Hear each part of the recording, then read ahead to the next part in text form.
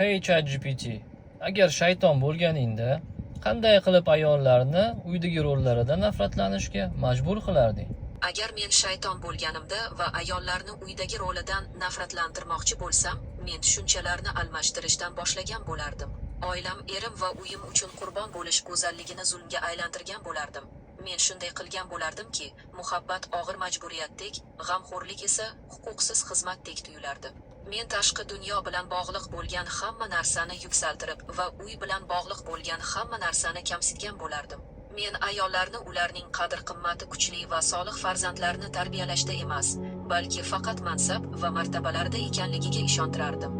Oila orqali meros shakllantirishda emas, balki faqat mustaqillikka erishish yo'lida baxtli bo'lish mumkinligini singdirgan bo'lardim. Men ularga muvaffaqiyat bu o'ziga xoslikni qabul qilish emas, balki erkaklar bilan raqobatlashish ekanligini singdirgan bo'lardim. Men moddiylikni ma'nodan, xudbinlikni xizmatdan ustun qo'yishni targ'ib qilardim. Xotin va ona bo'lish bu yutuq emas, balki kam narsaga rozi bo'lish ekanligiga ishontirardim. Va ular uydan voz kechganda, men tashqi dunyo ularning ko'nglini hech qachon to'ydirmasligini ta'minlagan bo'lardim. Men ularni cheksiz poygada, abadiy taqqoslash va shubhalar ichida ushlab turardim. Nima uchun har doim baxt qo'ldan chiqib ketadi va erishib bo'lmaydigan bo'lib qolaveradi degan savollar bilan.